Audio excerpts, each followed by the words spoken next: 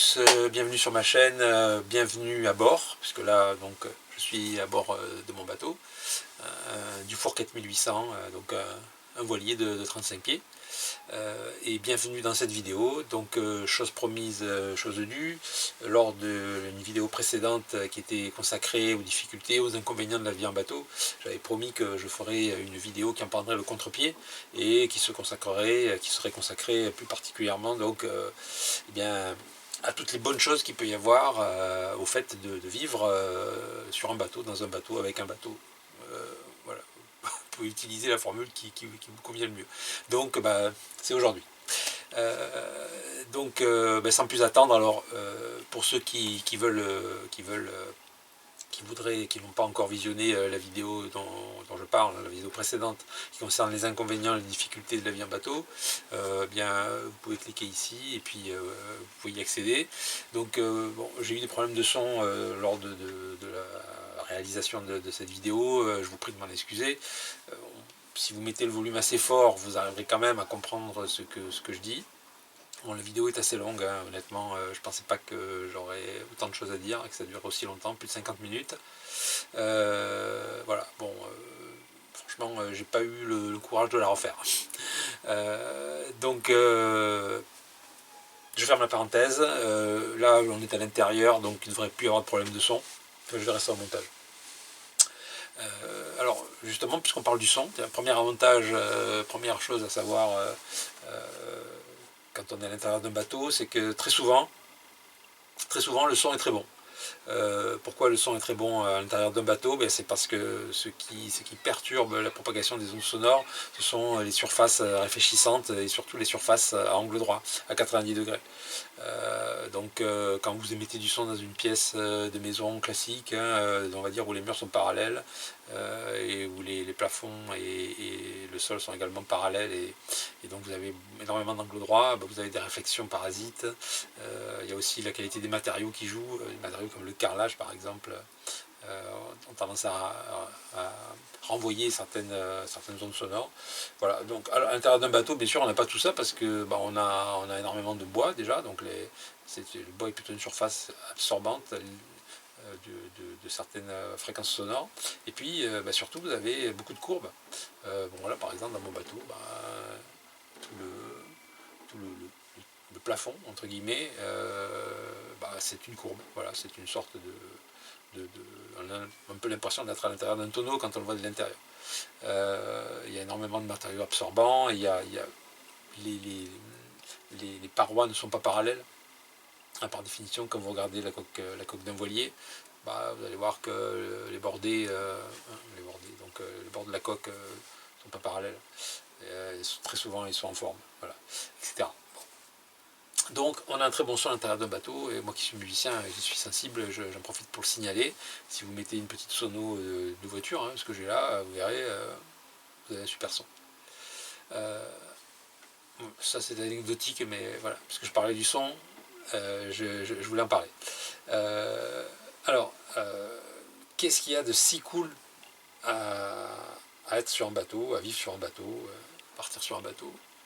Eh bien, bien sûr, la première chose à laquelle on va penser, c'est que le bateau est un merveilleux moyen de voyager. En bateau, déjà, vous pouvez aller quasiment partout.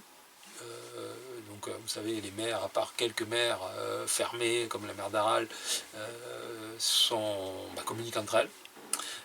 Vous pouvez faire le tour du monde de diverses façons. Vous pouvez aller quasiment partout entre guillemets, sur Terre avec un bateau, en théorie.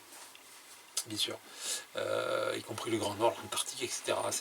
C'est une évidence. Donc on peut vraiment aller partout. Et puis surtout, ce qui est vraiment fantastique, c'est qu'on peut aller partout, y compris dans des endroits qui sont vraiment merveilleux, qui sont magnifiques, et qui, bien souvent, ne sont pas ou difficilement accessibles par la terre. Donc, même dans une zone géographique délimitée, comme je prendrais juste par exemple les côtes de la Méditerranée française, tout simplement. Là vous allez avoir tout un tas d'endroits dans lesquels vous pourrez vous rendre avec un bateau et qui donc soit sont inaccessibles par la terre parce que déjà, il n'y a pas de route qui y mène. Voilà, bon, c'est bête, mais la plupart des gens, en tout cas la plupart des sédentaires, sont un peu réticents à marcher pour se rendre en bord de mer. Et donc, dès que vous n'avez pas un parking à moins d'un petit kilomètre, hein, les gens n'y vont pas. La plupart des gens n'y vont pas. Donc, vous avez quand même les sportifs et les randonneurs, et puis ça s'arrête là. Donc, même en pleine saison, vous pouvez trouver des endroits qui sont quasi déserts. Tout simplement parce que c'est trop loin. Voilà, c'est trop loin du parking le plus proche. Dans des endroits comme ça, il y en a beaucoup. Ensuite, vous avez bien sûr, donc alors, ça c'est vraiment flagrant sur une île comme la Corse, mais même le long du littoral de la Côte d'Azur, vous allez trouver ça. Vous avez des endroits qui sont tout simplement inaccessibles du fait du relief. Des falaises qui tombent à pic dans la mer, voilà, avec la meilleure volonté, à moins d'être escaladeur, un cordiste, vous allez avoir énormément de mal à y accéder. L'immense majorité des gens n'y vont pas, alors qu'en bateau c'est très facile. Ça peut être très facile. Vous approchez, vous mouillez, et puis vous allez sur la plage déserte. Voilà. Ça c'est une chose. Il y a également des propriétés privées. Alors en France, en tout cas en France, mais ça c'est pas vrai partout, hein, loin de là. Vous avez la loi littorale qui impose qu'il y a une bande donc de terre entre le trait de côte et vers l'intérieur, donc de quelques mètres, qui doit être laissée libre. Mais ça n'empêche pas qu'il y a quand même énormément de propriétés privées qui, lorsque vous arrivez de la terre, vont vous empêcher d'accéder au littoral. La loi littorale a fait que dans de nombreux endroits vous avez un sentier du littoral, mais ce sentier du littoral n'est pas continu. Il y a énormément de coupures, énormément d'endroits où vous ne pouvez plus l'emprunter, tout simplement parce qu'il est fermé à cause de, très souvent, des problèmes d'éboulis, la sécurité n'étant pas assurée, et donc vous avez tout un tas d'endroits, y compris donc qui vous amènent à des propriétés privées, où par la terre, vous ne pouvez pas accéder. Voilà, vous avez aussi le cas particulier du parc des Calanques de Marseille, avec une fréquentation qui est limitée en nombre de personnes. Vous avez également une limitation, par exemple, pour l'île Porquerolles, en nombre de personnes par jour, en pleine saison. Donc dès que les quotas sont dépassés, vous ne pouvez plus y aller. Voilà, ça c'est un peu anecdotique, mais je précise quand même. Voilà, autre chose qui est quand même intéressant, c'est que vous pouvez aller dans des endroits, je pense par exemple à la baie des Milliardaires, à Saint-Jean-Cap-Ferrat, vous avez des endroits sur la Côte d'Azur par exemple, mais on va en trouver un peu partout, où les gens très riches sont installés, et donc à terre vous n'avez que des gens très riches. Voilà. Or, si vous avez un petit bateau modeste par la mer, rien ne vous empêche d'y aller. Et donc vous allez bénéficier de la même vue, des mêmes conditions que quelqu'un qui a eu une villa à 20 millions d'euros en bord de mer. Voilà, donc ça, c'est quand même pas négligeable. Donc bien sûr, alors quand on pense voyage, bien entendu, là je vous ai juste parlé un petit peu de la Méditerranée, les endroits que je connais, mais quand on pense voyage, bien sûr, immédiatement, on va penser à Transatlantique, boucle de l'Atlantique, tour du monde. Alors, c'est pas tant tour du monde en suivant la côte, ou un tour du monde type Vendée Globe par les 3 caps, peu importe. Mais bien sûr, tout de suite on imagine le grand voyage, l'Amérique du Sud, le Brésil, les Antilles évidemment. Voilà, des destinations, le Canada aussi. Là, c'est une destination un peu plus difficile parce que il y a des problèmes des conditions météo. Voilà, on pense à l'Australie, on pense bien sûr aux îles du Pacifique, on pense à la Nouvelle-Zélande, les îles du Pacifique, il y en a énormément, Fidji, la Polynésie française, mais enfin pas seulement. Voilà, il y a vraiment de quoi faire. Je pense que une vie normale ne suffit pas, ne suffirait pas à faire le tour de tout ce qu'on peut faire avec un bateau autour du globe. Donc vous n'avez pas énormément de moyens autres que le bateau qui vont vous le donner. Voilà, par définition, si vous prenez un moyen terrestre, vous ne pourrez pas aller en Australie. C'est une évidence, il faudra combiner avec l'avion. Voilà, donc c'est un moyen de voyager qui est unique, qui ne se compare à rien d'autre. Et c'est très souvent, alors c'est pour ça que je l'ai cité en premier, parce que c'est très souvent ce à quoi les gens pensent. Dans les rêves de voyage, on imagine, et ça depuis la nuit des temps. Je ne peux pas m'empêcher de penser au célèbre poème de José Maria de Heredia, Les Conquérants, hein, comme un vol de Gerfour, du Charny natal. Fatigués de porter leur misère aux hautaines, de Palos, de Mauguer, routiers et capitaines partaient. Ivres d'un rêve héroïque et brutal, ils allaient conquérir le fabuleux métal que Cipango mûrit dans ses mines lointaines. Et les vents alizés inclinaient leurs antennes au bord mystérieux du monde occidental. Voilà, bon, bah, si ça vous propulse pas dans un univers onirique et ça vous donne pas envie de prendre la mer, je sais pas ce qu'il faut. Mais voilà, c'est une évidence, mais bien sûr, je ne pouvais pas ne pas en parler. Alors, ben, l'autre aspect qui est vraiment sympa hein, quand on vit sur un bateau, et je dirais encore plus particulièrement sur un voilier, c'est la communion avec la nature. Alors, bien sûr, il faut aimer la nature. Hein. Comme disait, je crois, Roland McDan, la nature, c'est chiant, la nature. Oui, ben oui, si vous pensez ça, évidemment, le voilier, c'est pas fait pour vous. Faut être clair. Alors, par contre, si vous aimez la nature, oui. Sur Terre, aujourd'hui, bon, l'emprise de l'homme sur le vivant, hein, sur la biodiversité, on en parle assez, mais en particulier sur le règne animal, est absolument monumentale. Il me semble qu'il y a plus de 95% de la masse des êtres vivants sur Terre qui est constituée soit des humains, soit du bétail destiné à nourrir les humains. Et il reste vraiment la portion congrue pour tous les autres animaux sauvages. Voilà. Il y a ne serait-ce que 10 000 ans, les proportions étaient certainement inversées, mais aujourd'hui c'est ça. Donc il est devenu extrêmement difficile, à moins de se rendre dans des zones bien particulières, hein, des zones désertiques, des zones montagneuses, des zones de grandes forêts, hein, bon, la Sibérie bien sûr, on passe au Canada, ce genre d'endroit. Il est devenu extrêmement difficile de se retrouver en contact avec des animaux sauvages. La plupart des animaux terrestres sauvages ont très peur de l'homme, et on comprend pourquoi, compte tenu de ce que je viens de dire précédemment. Donc une idée c'est de s'enfuir. Alors en mer, évidemment, bon, l'homme n'a pas arrêté ses saccages aux frontières entre la terre et la mer, hein, bien entendu. La mer, les animaux marins également souffrent énormément de la pression que l'humanité lui fait subir.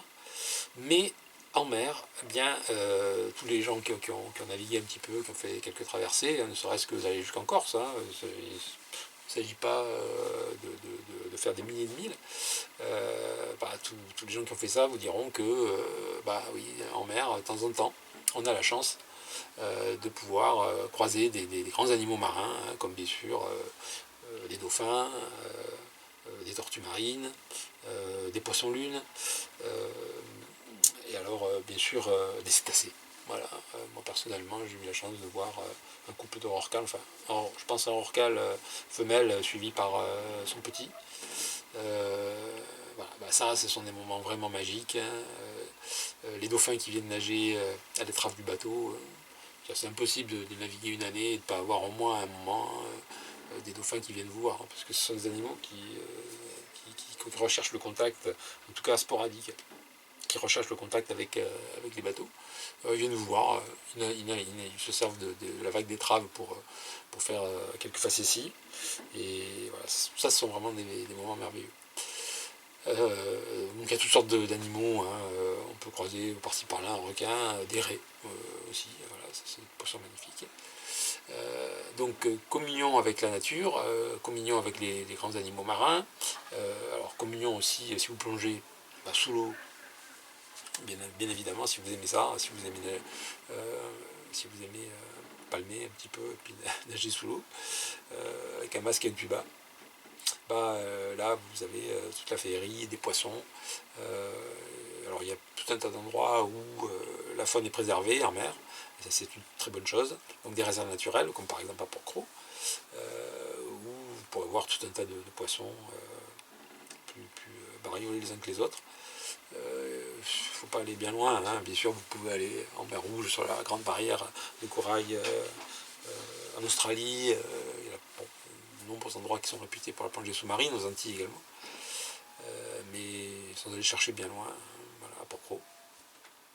Ou même sur le long du littoral, il y a des tas d'endroits où il y a énormément de vie sous-marine. Et ça, c'est super.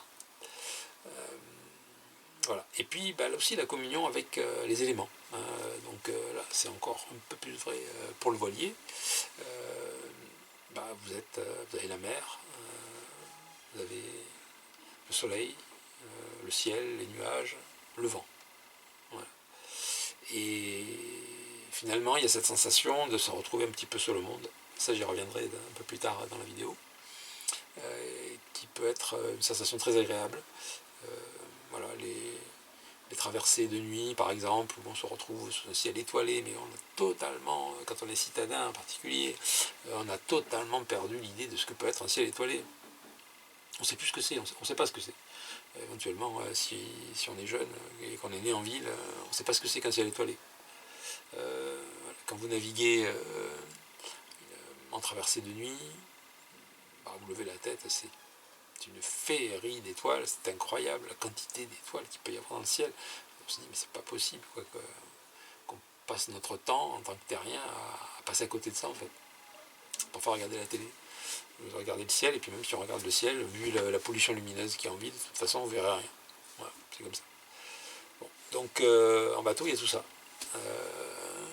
Le vent aussi, faut aimer le vent, moi j'aime bien le vent. Voilà. Donc proximité avec la nature.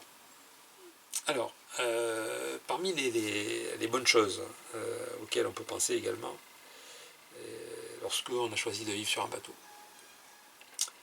Donc là, il s'agit bien de vivre sur un bateau, pas simplement de naviguer. Eh bien, figurez-vous qu'il y a quand même un certain nombre de choses, je vais parler là maintenant des aspects financiers, il y a un certain nombre de choses que finalement vous ne paierez plus. Ça, c'est une évidence, vous n'aurez plus de facture d'électricité, sauf dans certains ports où l'électricité est facturée à part. Mais ça reste quand même une minorité à ce jour, peut-être que ça va changer, ça c'est en train d'évoluer. Vous ne paierez plus de taxes d'enlèvement des ordures ménagères, hein, par exemple, puisque si vous résidez à bord de votre bateau, vous n'avez plus vous ne payez plus cette taxe, vous n'êtes plus ni locataire ni propriétaire. Bien sûr, vous n'êtes plus propriétaire d'un bien immobilier, donc vous ne paierez plus de taxes foncières, si c'était le cas avant. En revanche, vous n'aurez plus non plus de facture d'eau. En revanche, tous ces services que vous aviez, alors je pense essentiellement là, à l'eau et à l'électricité, tous ces services que vous aviez en tant que terrien, eh bien, il va falloir que vous les retrouviez d'une façon ou d'une autre pour vivre. Il vous faut de l'eau pour boire.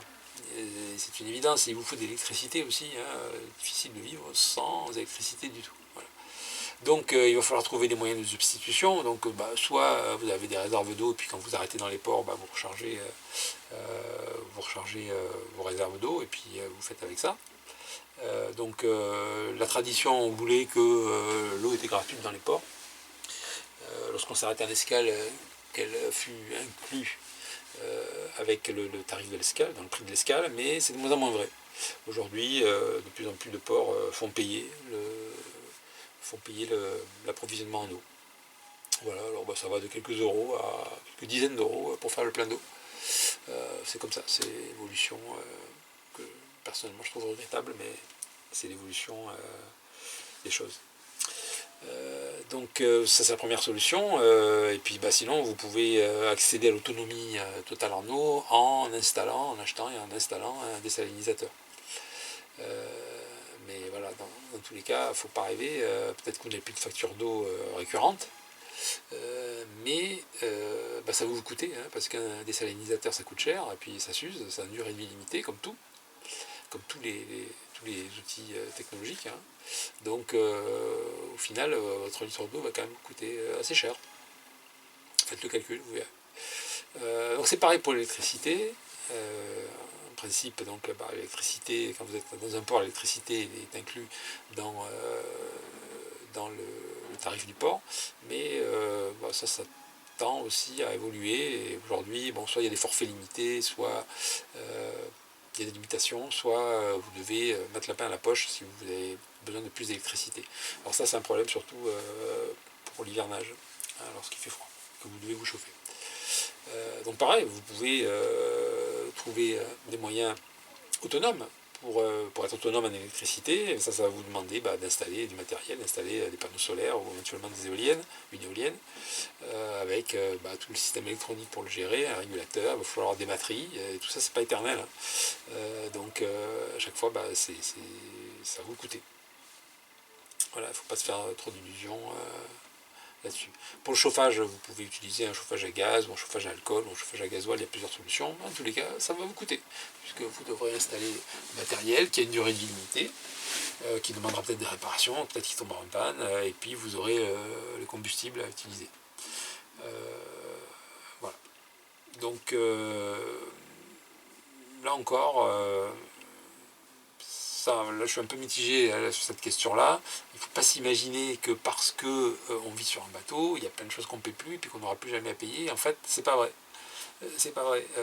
Ce dont vous avez besoin, de toute façon, vous allez le payer. Et il est faux de croire que ce sont les autres qui payent ou que c'est la solidarité qui paye. Non, c'est pas vrai. C'est pas vrai. Dans tous les cas, c'est quand même vous qui allez payer. Alors avec des petites variations selon les endroits, selon la réglementation, selon ce que les ports ont décidé, mais vous allez quand même payer. Voilà. Donc en termes de dépenses également, il ne faut pas oublier, si vous avez un bateau qui a moins de 26 ans, vous serez amené à payer annuellement la DAFN, qui est une taxe sur les bateaux, qu'ils soient voiliers ou bateaux à moteur. Donc au-delà de 26 ans, il y a un abattement qui fait que vous ne paierez plus. Et puis il y a une dégressivité. Enfin, voilà, ça représente... Alors bon, pour les voiliers, ça représente quelques centaines d'euros. Ça peut représenter quelques centaines d'euros par an. Et pour les bateaux à moteur, par contre, ça peut monter beaucoup plus. Hein. Si vous avez... ça dépend de la puissance des moteurs. Si vous avez un bateau qui fait plus de 7 mètres et qui a des moteurs puissants, là la facture peut s'avérer vraiment salée. C'est une des raisons certainement pour lesquelles la plupart, l'immense majorité des yachts ne sont pas immatriculés en France. Donc, tout ce que je vous dis là, la DAFN, c'est si vous battez pavillon français, ça va de soi. Voilà, donc ça c'est... Bon, j'ai parlé des aspects financiers et puis je les ai mis dans les avantages qu'il peut y avoir parce qu'on peut se dire qu'effectivement il y a des avantages, mais comme j'essaie de le montrer là, ils sont contrebalancés par des dépenses que de toute façon vous aurez à faire. Donc ne vous imaginez pas gagner de l'argent, ou moins dépenser au total pour le même service. Pour le même service, hein, bien sûr, vous pouvez vous priver, ça c'est autre chose. Si vous vivez sur un bateau. Voilà. Là, je ferme la parenthèse.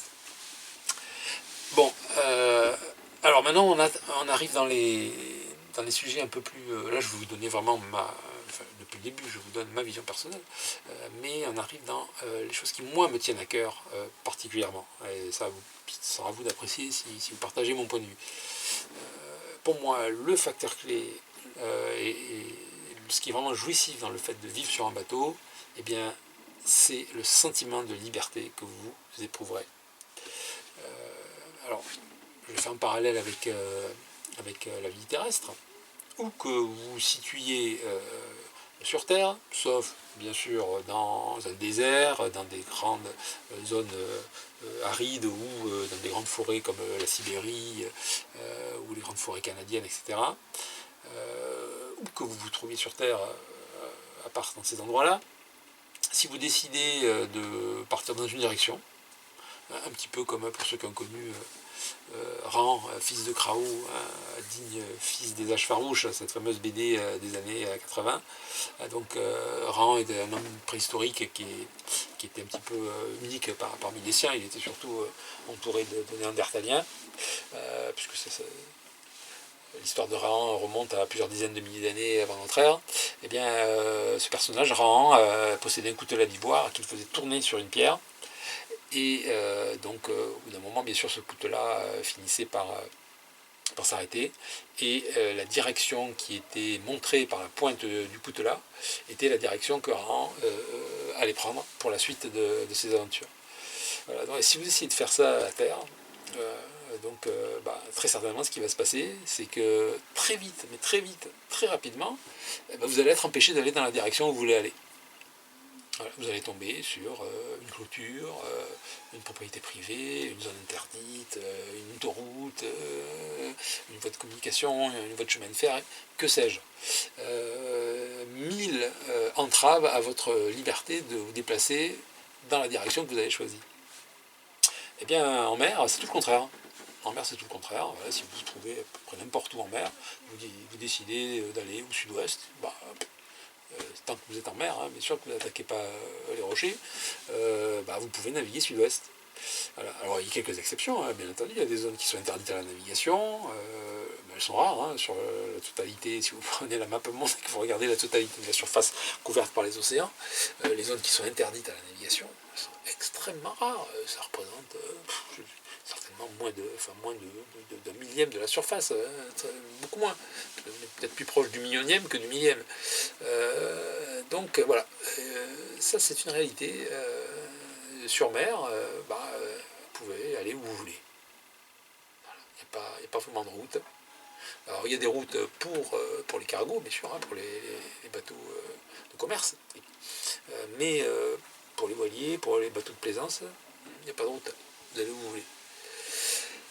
Donc ça, c'est vraiment une dimension, c'est une liberté que, en gros, vous ne trouverez que sur mer.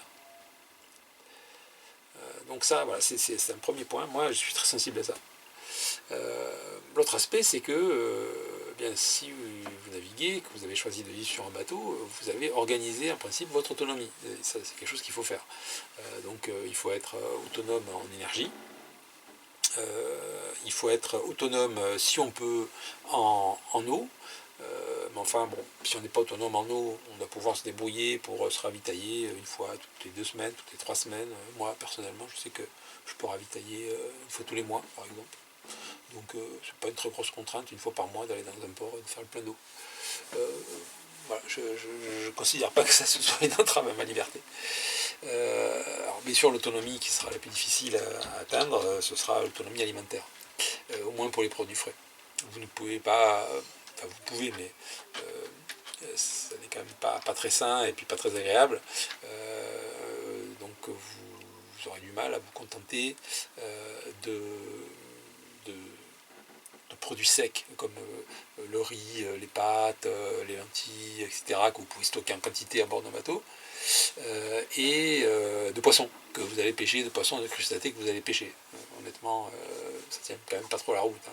Alors si vous avez un très grand bateau, vous pouvez cultiver quelques plantes de tomates, etc. Mais enfin, bon, c'est pas avec ça que vous allez pouvoir vous nourrir, quoi. Faut être sérieux. Si vous avez un grand bateau, en principe, vous avez peut-être plusieurs dessus.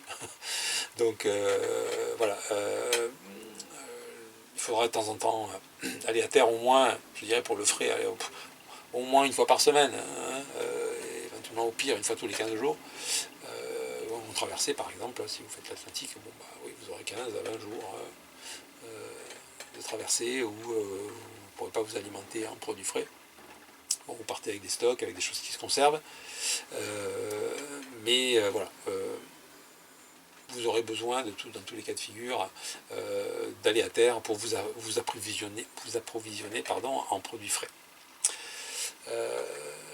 Donc ça, voilà, c'est la dernière limite, je dirais, à la liberté totale qu'on peut avoir, en fait, à vivre sur un bateau. Voilà, mais cette notion de liberté, elle est quand même fondamentale, et elle me permet de déboucher sur un autre aspect qui est, je dirais, pas corollaire, mais qui est en lien direct en fait avec cette notion de liberté, c'est que quand vous vivez à bord de votre bateau, que vous avez organisé votre autonomie, donc dans les limites que j'ai indiquées, eh bien en fait, si vous êtes bien équipé, un bateau qui fonctionne bien, avec des bons équipements, si vous avez une bonne météo, ça c'est très important, en fait c'est vous qui avez le contrôle. Voilà, je vous laisse réfléchir à ça. Dans la vie de tous les jours, la plupart des gens doivent subir le contrôle. Alors, je dis subir, bon, parce que ça c'est ma perception, peut-être que vous le formuleriez d'une façon différente.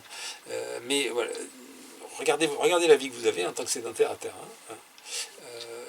Vous avez un certain nombre de gens qui sont là pour contrôler ce que vous faites. Éventuellement pour vous donner des instructions. Si vous êtes salarié, c'est évident. Il y a un lien de subordination, donc on vous dit ce que vous devez faire. Puis vous, tout ce que vous avez à faire, c'est la fermer et faire ce qu'on vous dit. Mais pas seulement ça, vous avez des contrôles de toute nature, il y a des choses que vous avez le droit de faire, des choses que vous n'avez pas le droit de faire, donc il y a des gens qui sont là pour vous empêcher de les faire. Vous avez un contrôle de la part des autorités, de la part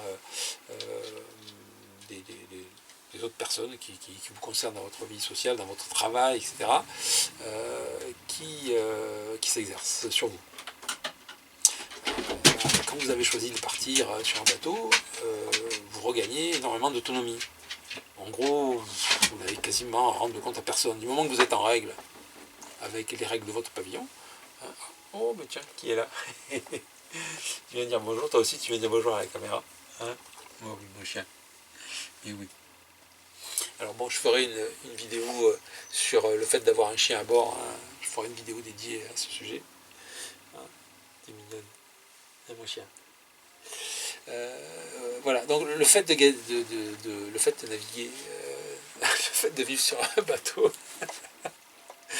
le fait de vivre sur un bateau, vous donne vous permet de regagner. Je dis regagner parce que ça suppose qu'un jour vous l'avez eu, ce qui n'est pas sûr du tout. Hein. Ça vous permet de gagner un contrôle sur votre vie, en fait, sur ce que vous faites. Alors bien sûr, il y a un aspect que je n'ai pas du tout traité, qui est l'aspect financier, quoi, parce que vivre, ça coûte dans le monde tel qu'il est. Il n'est pas possible de vivre sans argent. Donc ça pose le problème de comment travailler en vivant à bord d'un bateau et en voyageant. Voilà. Bon. Comment subvenir à ses besoins. Ça, peut-être que je ferai une vidéo dédiée à ce sujet-là, qui est un sujet important. Néanmoins, donc, comme je le disais, je pense que c'est la formule qui résume le mieux les choses. Hein. Quand vous vivez sur un bateau, vous n'avez pratiquement plus de compte à rendre à personne. Voilà. Vous remplissez vos obligations, bien sûr, en tant que citoyen. Bon, si vous êtes citoyen français, j'ai parlé de la domiciliation dans la vidéo précédente. Voilà, vous avez des droits, et puis vous avez aussi quelques devoirs. Hein. C'est d'abord les droits et ensuite les devoirs. Hein, parce que souvent on entend droits et devoirs, tout ça est mélangé. Les sociétés dans lesquelles il y avait énormément de devoirs et très peu de droits, je peux vous en citer plein. Hein. La société féodale, les dictatures, évidemment. Hein, et la société française avant la Révolution française, par exemple. Ouais, ça, c'est des sociétés dans lesquelles la plupart des gens avaient énormément de devoirs et très peu de droits. Donc, voilà, je pense que on se trouve quand même bien mieux à avoir d'abord des droits et puis ensuite des devoirs. Donc voilà, ça c'est un aspect extrêmement intéressant. Reprendre le contrôle sur sa vie. Il faut respecter un certain nombre de contraintes de départ, je dirais. Il faut accepter toutes les contraintes, des choses qui sont délicates, qui sont difficiles, qui peuvent poser problème au fait de vivre d'une façon marginale, parce que vivre sur un bateau, c'est quand même vivre d'une façon marginale. Et bien, une fois que ça s'est fait, c'est vous qui avez le contrôle, en grande partie. Voilà, écoutez, je pense qu'il est temps de conclure, chacun se fera son idée. Et là, je vous ai vraiment livré mes sentiments, moi ce que je pense, et ce que je pense sur la base de ce que j'ai vécu. On peut ne pas être d'accord avec ce que je dis, hein. D'autres auront certainement des expériences qui diffèrent de la mienne, ils verront les choses sous un autre prisme, je respecte tout à fait ça.